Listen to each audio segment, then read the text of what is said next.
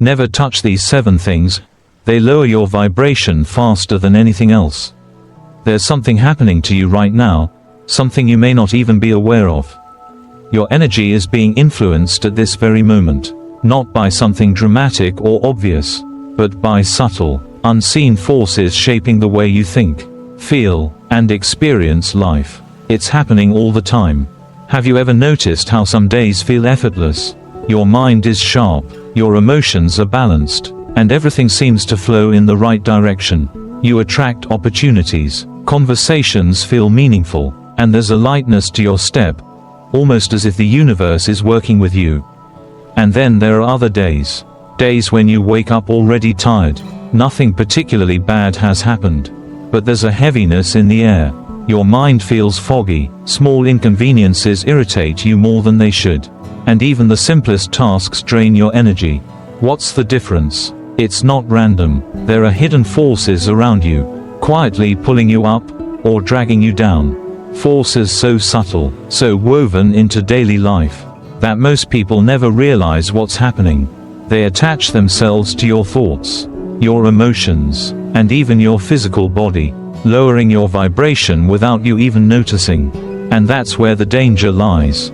Because when your vibration drops, life feels harder, you feel stuck, exhausted, uninspired, relationships become strained, opportunities slip through your fingers, and negativity seems to multiply.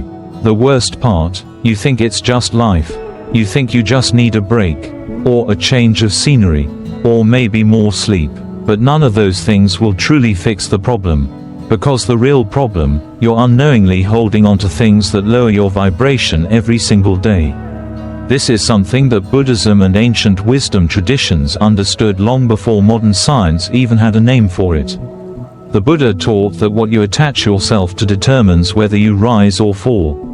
And now, research in psychology and quantum physics is confirming what spiritual traditions have known for centuries. Everything is energy. The food you eat, the people you interact with, the words you speak, the emotions you hold onto, they all shape your reality. And here's where it gets really interesting. Some of the things that lower your vibration are obvious, but others, they disguise themselves as comfort, as pleasure, even as love. You think they're helping you, but in reality, they're keeping you stuck, dimming your light, and holding you back from the life you're meant to live. So in today's video, we're going to uncover the 7 silent poisons that drain your energy faster than anything else. We'll explore why they have such a powerful effect on you, how to recognize them, and most importantly, how to break free. And to help you truly grasp their impact, I'll share a powerful story, a story of a traveler seeking wisdom, who unknowingly walked through each of these 7 trials along his journey. A story that might just feel a little too familiar. By the end of this video, you'll have a completely new perspective on the way energy works in your life. You'll understand exactly why some days feel effortless and others feel heavy. And more importantly, you'll have the tools to take control, protect your energy, and raise your vibration so that life begins working for you, not against you. This isn't just about feeling good. It's about transforming the way you experience reality itself. So, are you ready? Let's begin. 1. Negative speech, the poison of words. Words are not just sounds strung together, they are carriers of energy, shaping the way we think, feel, and experience the world. They have the power to build or destroy, to heal or to wound, to elevate or to pull down. Every word spoken, whether directed at yourself or others, leaves an imprint, an invisible ripple that lingers long after the conversation has ended. Imagine walking into a room filled with laughter, encouragement, and warm conversation. The energy is light, uplifting, magnetic. You feel inspired, safe, and connected. Now, picture another room where every conversation is laced with complaints, gossip, and criticism. The air feels heavy, almost suffocating. You leave not knowing why, but something within you feels depleted, as if you've been carrying a weight that wasn't yours to begin with. Negativity in speech is one of the most underestimated toxins in our daily lives. It operates silently, disguising itself as harmless venting, casual chatter, or even bonding over shared frustrations. But the truth is, every negative word carries a frequency that affects both the speaker and the listener. Complaining reinforces a sense of powerlessness. Gossip distorts our perception of others. And harsh words create an internal tension that lingers. When we engage in these patterns, knowingly or not, we lower our own vibration and contribute to a collective energy that feels dense, unproductive, and heavy. For years, I worked in an environment where gossip was the unspoken currency of connection. People bonded over criticizing others, dissecting every flaw and mistake behind closed doors. At first, I didn't see the harm. I wasn't the one speaking.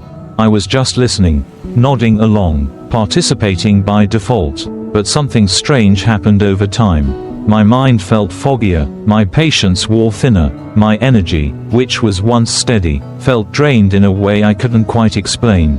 Even when I wasn't in those conversations, their weight followed me. The negativity had become a background noise in my mind, shaping my thoughts without my permission.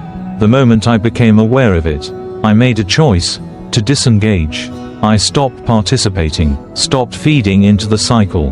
The result was immediate and undeniable.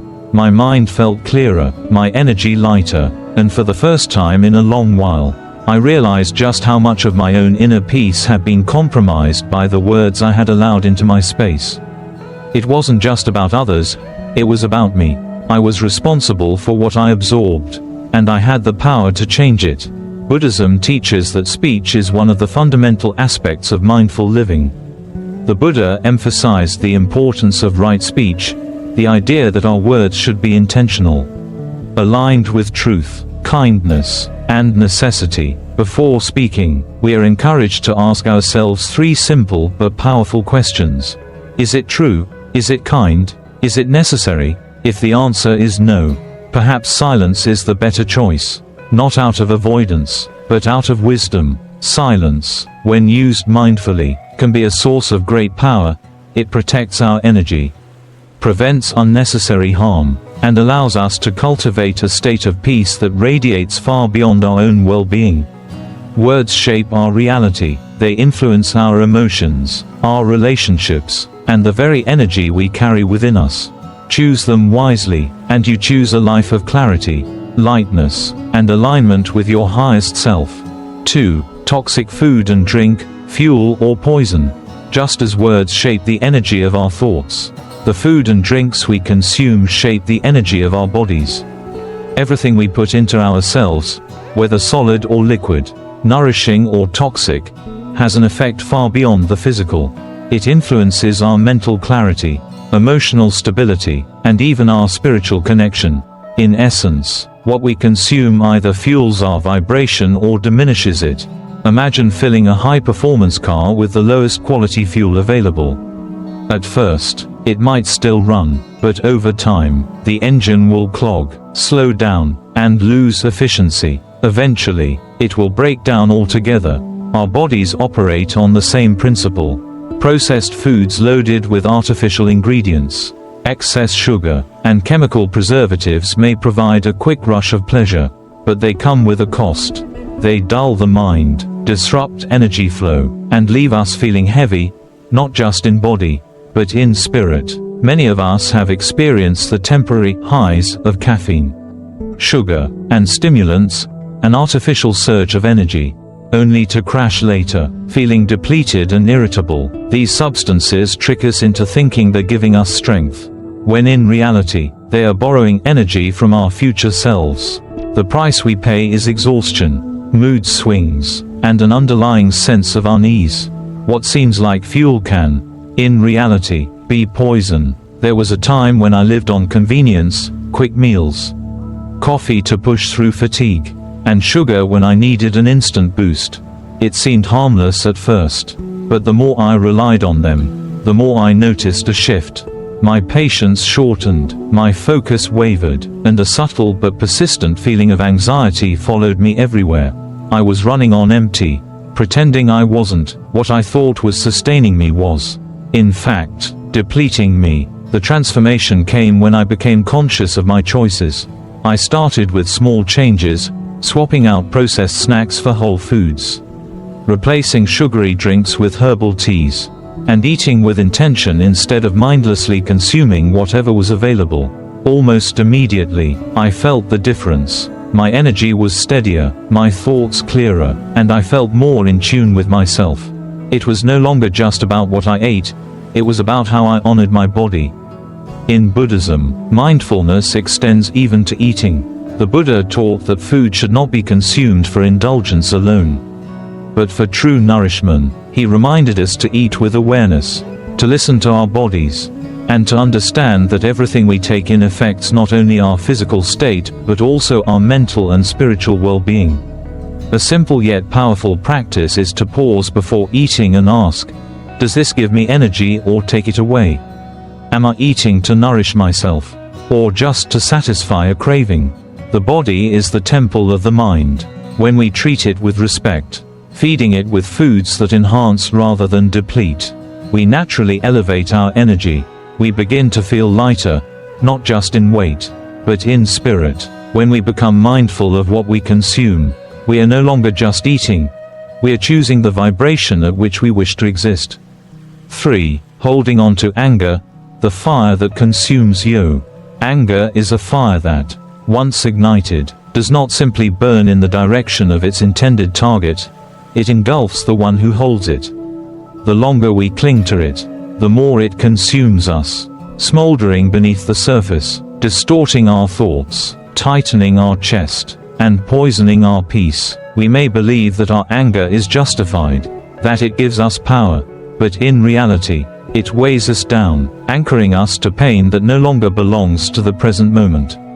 At first, anger feels like protection, a shield against betrayal, injustice, or hurt. It convinces us that by holding on to it, we are somehow maintaining control, ensuring that we are never taken advantage of again.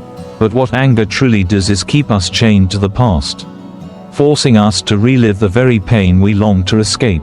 We become prisoners of our own emotions, carrying resentment that the other person has likely long forgotten. I know this feeling well. There was a time when I carried deep resentment toward someone who had betrayed me. I replayed the situation over and over in my mind, fueling my anger with every detail. I told myself I had every right to feel the way I did. But the truth, every time I thought about them, I wasn't punishing him, I was punishing myself. My body would tense, my mind would spiral, and the peace I desperately wanted remained just out of reach. Until one day, it hit me, they had moved on. I was the only one still suffering. Letting go wasn't easy, it felt unnatural at first, almost as if I was betraying my own pain. But slowly, I began to see that releasing anger didn't mean excusing what had happened.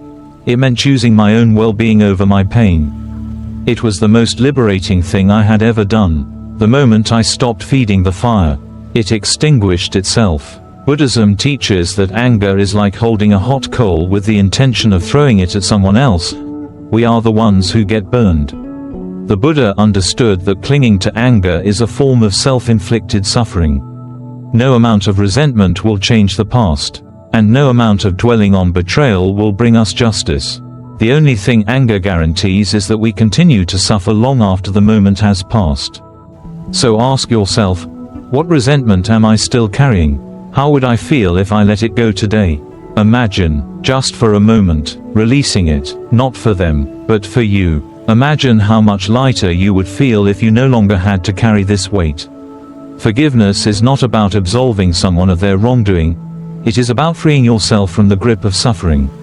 Letting go is an act of self-care, a declaration that you will no longer let the past dictate your present.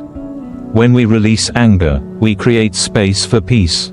And in that space, we finally become free. 4. Attachment to the past, the chain that holds you back. The past has a way of calling us back, whispering stories of what was, what could have been, and what should never have happened. It lures us with nostalgia, regret, or longing, convincing us that the answers to our present struggles lie somewhere behind us. But the past is a closed door, one that we cannot walk through again, no matter how much we wish we could. And yet, so many of us live as if we can, carrying our old wounds, missed chances, and faded dreams as if holding onto them will somehow rewrite history. We replay our mistakes, dwelling on what we should have done differently. We mourn lost opportunities, believing that our best moments have already passed. Or we cling to memories of happiness, romanticizing them so much that the present moment feels pale in comparison. But in doing so, we become prisoners of time, trapped in stories that no longer exist outside of our own minds. Life continues to move forward, yet we remain tethered to a version of reality that no longer serves us. I once met a man who had built a successful career in his youth. He would tell stories of the deals he closed, the respect he commanded, the way life had once felt so full of possibility. But now, years later, those successes were only echoes, and he could not seem to find joy in his present life. He measured every moment against a past that no longer existed, and because nothing ever seemed to compare, he was perpetually miserable. He didn't realize that his attachment to what was stealing his ability to appreciate what is. This is the weight of the past. It convinces us that what we lost was better than what we have now. It tells us that happiness belongs to a version of ourselves that no longer exists. But the truth is, life is happening now, not yesterday, not in some memory, not in a version of life that only exists in our minds. The present moment is the only place where we can truly live, breathe, and create something new. Buddhism teaches that attachment is the root of suffering, and one of the most powerful attachments we hold is to the past. The Buddha reminds us that clinging to what was is like trying to walk forward while looking backward. It only causes us to stumble. If we are always lost in what has been, we are blind to what is unfolding before us. So ask yourself, what part of the past am I still carrying? How much of my present joy am I sacrificing because I refuse to let go? Imagine, for a moment, what it would feel like to release it, to no longer be bound by regrets, nostalgia, or longing, to fully embrace where you are. Right now, what doors might open if you finally stopped looking behind you and instead stepped fully into the life that is waiting for you? 5. Surrounding yourself with low-energy people. Energy is contagious. The people we surround ourselves with shape our thoughts, emotions, and overall vibration, often more than we realize. Every interaction is an exchange, an invisible transfer of energy that either uplifts or drains us. Just as a bright, joyful person can make a room feel lighter, a negative, cynical presence can cast a shadow that lingers long after the conversation has ended. At first, we may not notice it.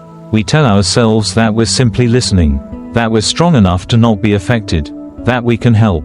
But over time, something shifts. We find ourselves more drained than inspired, more anxious than peaceful, more weighed down than we used to be. And the hardest part, we don't always recognize the source. We assume it's stress, exhaustion, or just life being difficult. But sometimes, it's the people we allow into our space who are unknowingly shaping our emotional and energetic state. I once had a friend who was trapped in his own negativity. No matter how much I encouraged him, no matter how many solutions I offered, he remained stuck. His conversations were filled with complaints, about work, about relationships, about the world. At first, I thought I could help him see things differently, that my positivity could lift him up. But the more time I spent with him, the more I felt my own energy shifting. It wasn't that I became negative like him, but I started feeling exhausted, heavy, and disconnected from my usual clarity. One day, I realized something profound. I was not lifting him up, he was pulling me down. Not intentionally, not maliciously, but simply because he was choosing to stay where he was. And no matter how much I wanted to help, I could not change someone who refused to change themselves. The moment I started creating distance, I felt lighter, my energy returned, my mind became clearer, and I understood that protecting my peace was not selfish, it was necessary. Buddhism teaches that we are deeply affected by our environment, and this includes the people we surround ourselves with. The Buddha emphasized the importance of spiritual friendships, companionships that encourage growth. wisdom, and kindness. If we spend time with those who uplift us, we naturally rise. But if we constantly surround ourselves with those who dwell in negativity, who refuse to grow, who pull us into their suffering, then we too will find ourselves stuck in the same place. So ask yourself, who in my life energizes me? Who drains me? Pay attention to how you feel after spending time with someone. Do you leave the conversation feeling lighter, more inspired, more at peace, or do you feel tense, heavy, or emotionally depleted? The answers will tell you everything you need to know. You cannot lift yourself if you are constantly surrounded by those who refuse to rise. Protect your energy, choose your company wisely, and remember, you don't have to abandon anyone, but you also don't have to carry them. The best thing you can do for others is to first elevate yourself. And in doing so, become a source of light for those who are truly ready to rise. 6. Living without purpose. A life adrift. A life without purpose is like a ship adrift at sea, no map, no compass, no destination in sight. It may move with the currents, but it never reaches a meaningful port. Without purpose, we can feel like we're going through the motions, day after day, without ever truly arriving. We wake up, go through the tasks, and repeat, but something deep inside tells us that we're not really living. We might find temporary satisfaction in the small wins or distractions, but over time, the emptiness begins to settle in. I've been there. There was a time in my life when I felt completely lost. I was working a job that drained every ounce of energy from me. A job that didn't align with who I was or what I valued. Each day felt like a repeat of the last. And each night, I went to bed feeling empty, knowing that I had spent another day not doing what truly fulfilled me. I felt like a passenger in my own life, just watching time pass, waiting for something to change. But nothing ever changed because I wasn't actively creating a life that mattered. I wasn't guiding my own ship. Then, everything shifted the moment I found my purpose. It wasn't a huge, dramatic event, but it was a realization that I had the power to choose my path. I began to make intentional decisions about what I wanted my life to look like. I started waking up with excitement instead of exhaustion. I didn't need to wait for life to happen to me anymore. I became the creator of my own experience. That sense of purpose, no matter how simple it seemed at first, gave my life meaning. It gave me the energy and drive to face each day with clarity and motivation. Suddenly, the little things felt more significant. And the work I did became an extension of my passion, not a burden. Buddhism teaches that purpose is not about grand achievements or accolades. It's not about what the world says you should do, but about living with intention. Purpose is found in the way we approach every day, every moment. It's about being present, aligning our actions with our values, and choosing to live in a way that reflects our true selves. We don't need to change the world to find our purpose. Sometimes, purpose is about small, everyday actions that bring us peace, joy, and connection. It's about knowing what matters and living in accordance with that truth. A life without purpose leads to drifting, to confusion, and to a sense of being lost. But when we set our intentions, when we live with purpose, we begin to navigate with clarity. We begin to move towards something meaningful, and every day becomes a step closer to our destination. So ask yourself, what am I living for? What makes me feel alive? Find that, and everything else will begin to fall into place. Your ship will have direction, and it will finally reach the shores you've been longing for. 7. Fear, the final illusion. Fear is the silent gatekeeper standing between who we are and who we are meant to become. It arrives like a shadow whenever we approach something new, something greater, something unknown. It whispers doubts, creates hesitation, and convinces us to step back just when we are about to step forward. But here's the truth. Fear is not a signal to retreat. It is a sign that we are on the edge of transformation. Every great breakthrough in life is preceded by fear. Every moment of expansion, of stepping into something beyond our comfort zone, comes with that familiar tightening in the chest, that voice in the mind saying, "What if I fail? What if I'm not good enough?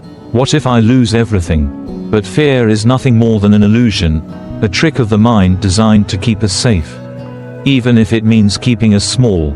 I used to fear taking risks, whether it was starting something new, walking away from something familiar, or choosing to trust in an uncertain path. Fear always found a way to paralyze me, but as I look back on every meaningful change in my life, I realize that fear was always standing right before my greatest moments of growth. The times I felt most afraid were the times I was closest to something incredible. The only difference between staying stuck and moving forward was my willingness to walk through the fear instead of letting it control me. Buddhism teaches that fear is nothing more than a creation of the mind, an illusion that dissolves the moment we move through it. The Buddha reminded us that suffering is often not in the experience itself, but in our resistance to it. The more we try to avoid fear, the more power it has over us. But when we lean in, when we step forward despite it, we realize that fear was never as real as it seemed. So ask yourself, what am I afraid of right now?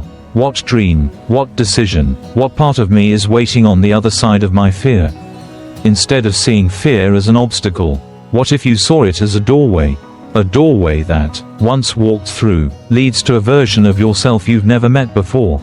Your vibration is yours to protect. Every choice you make, every thought you hold, every emotion you allow shapes the energy you carry. Speak with kindness, nourish your body, release anger, live in the present, surround yourself with those who lift you higher.